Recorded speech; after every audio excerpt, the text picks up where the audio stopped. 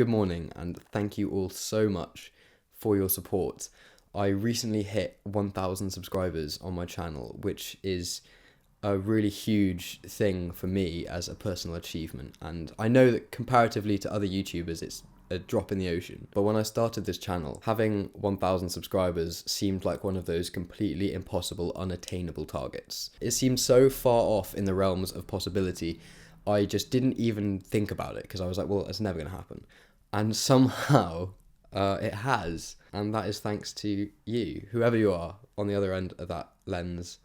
Thank you. I'm going to be answering your questions in this video. So you sent me quite a lot, actually. I was really surprised. I thought I'd get like 5. I've got my phone here with its fixed screen, and I am going to be reading through them now and answering them all. Okay, so Jabert, maybe? Whoever you are, thank you for your question. They ask, why did you start YouTube? Okay, so I have always been a fan of YouTube as a platform, and I was always, even when I was like 15, 14 years old, I was watching it. This was back in the day that there weren't adverts on videos, and when adverts came along, there was like some little stick figure person that people would put in the comments that would be like ranting about like, oh, let's make YouTube great again.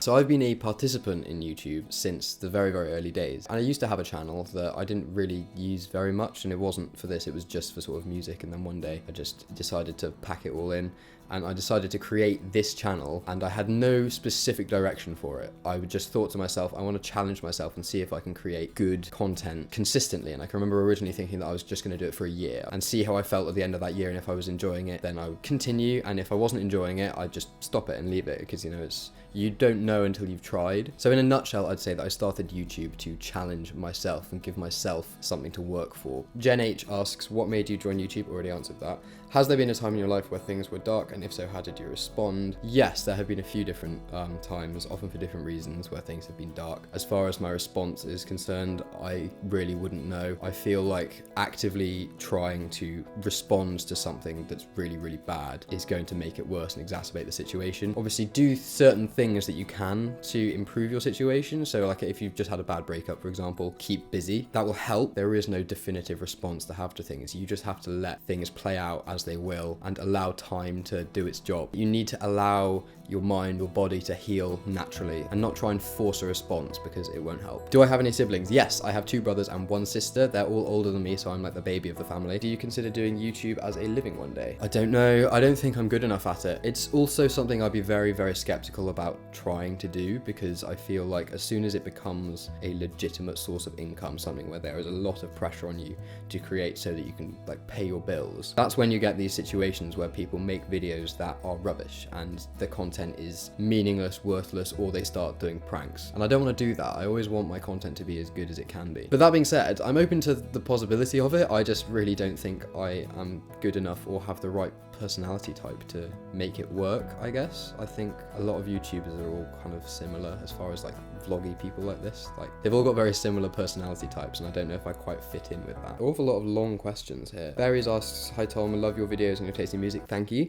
Do you consider yourself an introvert or an extrovert? I'm like slap bang in the middle. I mean, I like being by myself. I really thrive, especially creatively. When I'm on my own, I spend long periods of time by myself in my room. But that being said, I really, really enjoy going out with my friends. I'm quite social when I am out. I have no problems with conversations with people who I don't know, especially when you're out drinking. I kind of thrive in both environments, I guess. Do you experience anxiety about school? Yes, I do, especially now that I'm going to be in September going into my 3rd year at university, which is the last year. As far as dealing with it, I would sort of revert back to my answer to a previous question, where there isn't a huge amount you can do to actively deal with things like that. If you're getting really, really stressed, just take 5 minutes, go for a walk or something. That calms me down a lot. I'm a med student and struggling. Yeah, I can imagine you'll be going through a hell of a lot more stress than I will be. I'm doing nowhere near as academic a course as that, so I mean, good luck, and I'm really sorry that I can't be of more help in that area. What do you think about Keaton Henson's poems and other artwork? I absolutely love his poetry and his artwork in general. I've got Idiot Verse's poetry book, and I've also got above my bed, just over there, 3 of his artwork prints that came inside the records that I bought of his. I know you don't regard spoken word as real poetry, but I think you may enjoy repetition.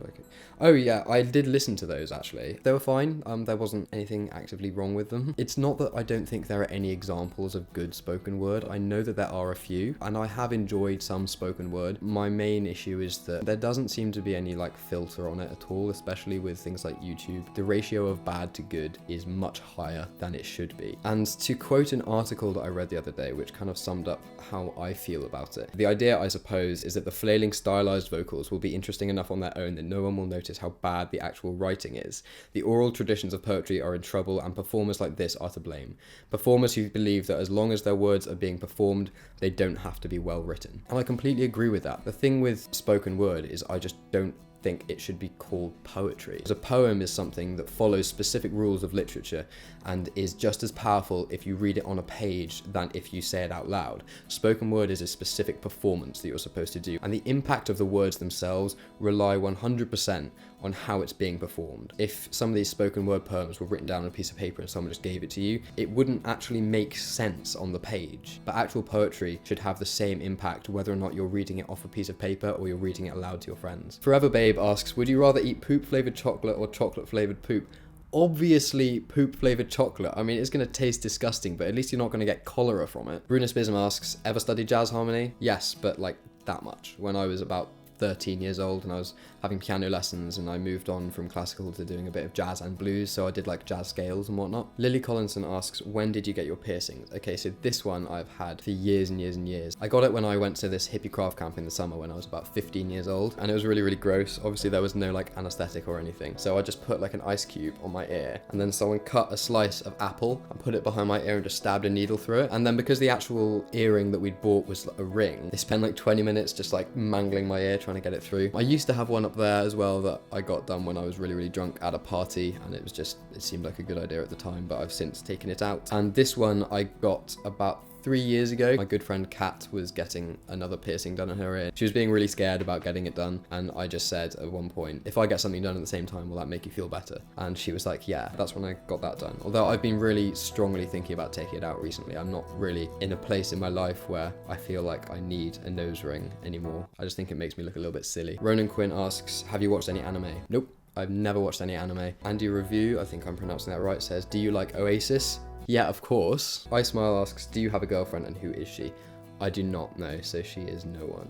All around me are familiar faces, worn out. Karina Carroll asks, what was the first gig you ever went to?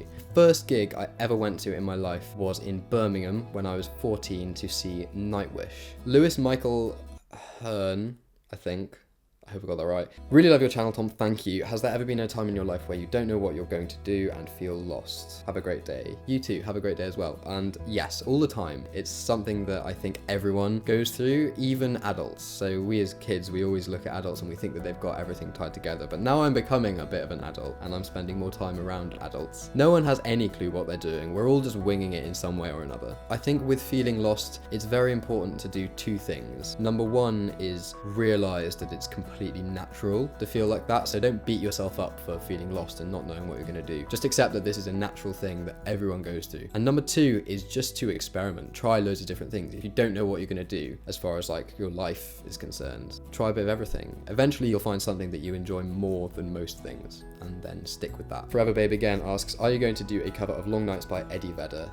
No. There are two criteria that a song has to meet for me to want to cover it. Number one is if I'm going to do a cover, I want to be able to do it justice. And with songs like that from Into the Wild, there's nothing I feel I could add to it, and I don't want to bastardize some incredibly good song by turning it into some cheap YouTube cover that I didn't do very well. The other reason is that I love that song and I don't want it ruined for me. Every cover that I do on this channel, I hate the song, purely because I spent so much time listening to it over and over again. And there are some songs that for whatever reason, I would just never want that to happen with. Stop This Woman from Loki Judging My Comments asks, Tom, why are you so handsome and classy and lovely? Thank you very much. You always put a smile on my face no matter how my day is going. Thank you. That's really, really nice to hear that. I'm glad that you enjoy my content. That really does mean a lot, so thank you. And as far as being handsome, classy and lovely, well, what can I say? I'm Chuck Bass. Wow, okay, this is a long one. Right, Samantha Omara Mezzano asks, I hope I got that right. What was the first song that you learned? I have no idea. Genuinely, like, no clue at all. Can you still play the first song you memorized? I don't know what it was. Was it a song that you wanted to learn, or was it a choir/recital piece and it was whatever? Actually, yeah, no, I think I can. I can remember one of the first songs I ever learned, which was a song called Strawberry Flip, which is like a grade 1 piano piece. I can remember a friend at school, I think, playing it, and then I heard it and I really liked it, so I went home and told my mum that I wanted to play the piano. So that was probably it. Are there any songs that you had a very strong passion for, even if it was just a few years ago, but now have moved away from that song? Yeah, there are quite a few actually. This happens quite a lot to me. There isn't like one big example of this. The music I listen to is changing all the time. So there are songs from like 6 months ago that I really, really liked that I still like, but I just don't really listen to anymore. There aren't any songs that in my head I was like, what was I thinking? I feel like even songs that I don't really like very much now, I still appreciate them because they bring the memories up, so I can enjoy them from that perspective. On a different vein, how do you feel about the whole Brexit thing? Okay, so I try very, very hard to not get political on YouTube. I am a very political person, but I feel like as soon as you vocalize that on a platform like this, you are opening yourself and your channel up to a huge amount of potential negative stuff. And I'm not saying that you shouldn't express your views if that's what you want, but for me, I do not want this channel to be a political one. While I have lots of opinions myself as far as politics are concerned, this channel is not going to be an outlet for that. I won't avoid answering your question though. I was disappointed by the result, but that is as far as I'm going to take it. And just in case anyone tries to ask me questions in the comments about this or have a rant, I will not respond to anything political on here. Ty Lu asks, do I have a... No, I don't have a girlfriend. Keely Johnson, do you do anything else than music, Tom? I play ukulele. Cool, ukulele is a cool instrument. Yeah, I do lots of things. I mean, I go for walks and I sleep and eat. I don't know, I play Skyrim from time to time. I'm a massive film fan, so I really like watching films. And I don't just mean like, yeah, I love films, man. I mean like, I like analyze films and I research films and I read articles and reviews and I absolutely love films. But music is like the main thing I do. And then there's YouTube, but they're kind of interlinked, I guess. Alexandra Brooks asks, hi Tom, are you straight? And who are your other favourite artists other than Keaton Henson? I hope you don't give up on YouTube. I see a big career ahead of you. Thank you very much for your vote of confidence. That really means a lot. Yes, I am a heterosexual man. And my other favourite artists? Oh, that's a really difficult question. I mean, Nightwish are my favourite band. I really like the 1975. Adam Young as an artist, I really like, but not so much his later stuff for Owl City. I think that's terrible.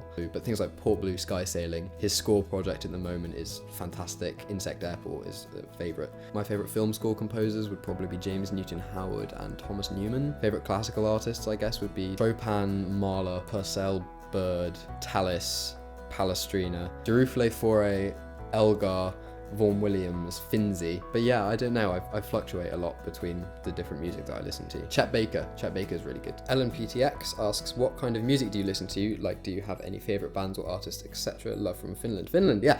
Nightwish are my favourite band, and they always have been, partly just because I love what they do musically, and also because of the emotional connection. I've listened to them for years and years and years. They were one of the first bands that I ever listened to that sort of gave you that rush of passion that you have when you're like, oh my god, music is just the best. They were one of the first groups that ever did that to me. So yeah, them and just what I said in the last question. That guy again asks, do you have a girlfriend? No, I don't have a fucking girlfriend. Vincent Pagnotta asks, do you work out? If so, what kind of workout regimes do you do? No, I don't work out currently. I would like to. I want to kind of get into a routine where I go running every morning. I used to be massively into it. There are two different things I've done. I used to go rock climbing about 5 times a week. I was really, really into it. And this was from the age of about 16 to 18, 19 years old. I absolutely loved it and I still do. And I go occasionally now when I've got the chance. I also went through a massive gym phase where I went to the gym like 5 times a week, only ate like chicken breast and brown rice, had loads of protein shakes and all that stuff, and I did that for about 6 or 7 months, and I mean it worked. I got really like big and ripped and stuff, but I no longer look like that. It was just something that if you're doing it that much, you can't sustain it unless you basically make it your life, and I have other things that interest me lots more than going to the gym, picking things up and putting them down over and over and over again. So yeah, as of right now, the last bit of exercise I did was walking slightly faster than usual to get to work on time yesterday. Leon Sugarfoot just subbed, thank you. What made you want to do YouTube videos? I already answered that. See the first question. Asagini Chan asks, do you have a...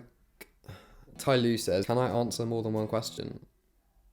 If you're asked more than one question. Jules 3S Books asks, you're in uni, right? What are you majoring in? Okay, yes, I am at university. I don't major in anything. I think that's like an American and Canadian thing, that when you're at university, you have one subject that is like your main subject you major in, and then you've got other subjects that you do at the same time. Correct me if I'm wrong about that, I'm not sure. But in the UK, if you go to university, you just do one subject. So you choose the subject you're gonna do and you do that. And I'm doing what's called music technology. So it's a combination of different things. It's partly music theory and composition. It's partly partly like recording techniques, engineering, microphones, basically learning how to produce and record music in a studio. There's digital signal processing, which is effectively learning how computers work and how they can be used to make music. Binary signals, MIDI, how in-the-box music software works and signals are transferred. There's also a little bit of physics and maths because there's an electronics module. In fact, this right here is something that I built in my first year in our electronics module. It's a working stylophone with a filter on it as well. This thing makes a really annoying controllable noise. Little Laura 102 asks, can you speak any other languages?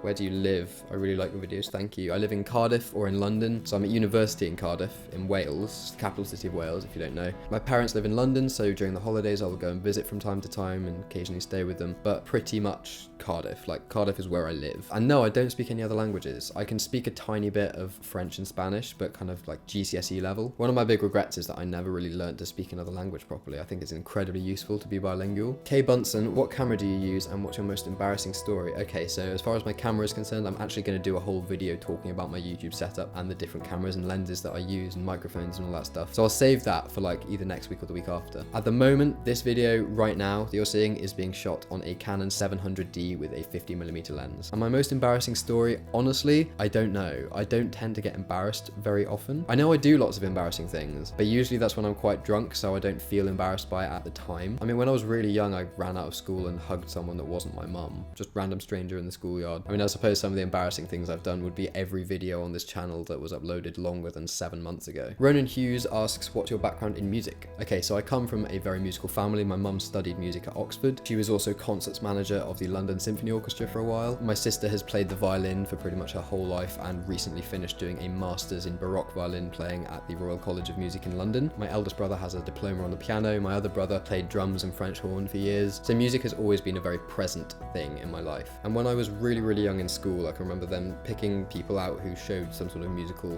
potential and letting them either have lessons on the violin or the cello. And I chose the cello because I can remember thinking that firstly my sister already played the violin and I knew how horrible it was listening to someone who can't play the violin try and play the violin. So I was like, I'm going to play the cello. And my mum played the cello as well, actually. So I knew that she could help me. My mum tells me that I left school that one day and was like, Mummy, I want to be a celloist. I can still play the cello now. I can remember getting my grade 8 when I was about 16, 17. And that really annoyed me because my sister got her grade 8 when she was like 15 and my brother got his grade 8 when he was 14 on the piano. And this just really annoyed me because I was like bottom of the barrel of the family. But then I became a chorister at Gloucester Cathedral. Both of my brothers before me had also been choristers at Gloucester as well. So I was kind of like following the family tradition. And I still consider my experiences in that choir to be some of the most profound and useful things that have ever happened to me and have really helped to shape and mold my worldview now and my appreciation for things. Even though at the time I hated it. You do an hour of practice before school every day. After school on Monday, you'd have an hour and a half rehearsal. After school on Tuesday, Wednesday, and Friday, you'd have evensong. Thursday was our only day off. Saturday, you'd have rehearsal and then evensong. Sunday, you'd have to sing Eucharist in the morning, then have a rehearsal, then do evensong in the afternoon. So it was an awful lot of work, but it was incredibly beneficial because it means you're like 8, 9 years old and you have an understanding of complex musical theory. You're singing in this amazing building every single day. The musical tutorage you get is just ridiculous. The musical experiences that you have are amazing. We did things like go off for like a 2.5-week tour of the USA, which even today is like one of my favorite memories. So it really set me up for doing music in the future. How many like 9-year-olds can accurately sight read really difficult music and have to do this on a daily basis? So my background in music would be classically trained cellist and chorister. By the sidewalk music, are you gay? No, I'm not gay. I had a girlfriend for like 5 years. Ty Lou asks, do you prefer your women shaved triangle or forest? Great question. I don't care. I've never cared about that kind of stuff. And finally, Pom F Nugget asks, what my favourite piece by Keaton Henson is? That's a really difficult question because there are so many of his pieces of music that I absolutely adore. If I were to give like a top 5, and these aren't in any kind of order, these are just 5 of my favourites. Healer Dancing, I think that's how you pronounce it, from Romantic Works. Oliver Dalston Browning, I think it's called, from Dear, because it has that one incredible line in it. She left him, he left everything. You Don't Know How Lucky You Are is fantastic. I really like Don't Swim from Birthdays as well, just because it's so unexpected. And actually, I think I do have one song that I would probably say stand out from the others purely for a sentimental reason, and that song would be Judging Books by Their Covers. It's one of my favourite songs of all time. So yeah, I'm pretty sure that's every question that I got. My voice is a little bit hoarse today, I'm sorry, you could probably hear it. Editing this video is going to be a Hopefully I'll get it to under 10 minutes, but as of right now, I've filmed like 40 minutes of footage for this. Anyway, I hope the edited product is good. And I really hope you've enjoyed this and it wasn't too boring or anything. I usually really like watching Q&As, but I haven't like done any skits or anything in between. I hope that's okay. I kind of just wanted this to be a chance for me to talk openly and honestly with all of you. And thank you all so much for your questions.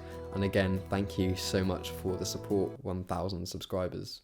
It's amazing. As always, thank you so much for watching. I hope you have a fantastic day, and I will see you all very soon.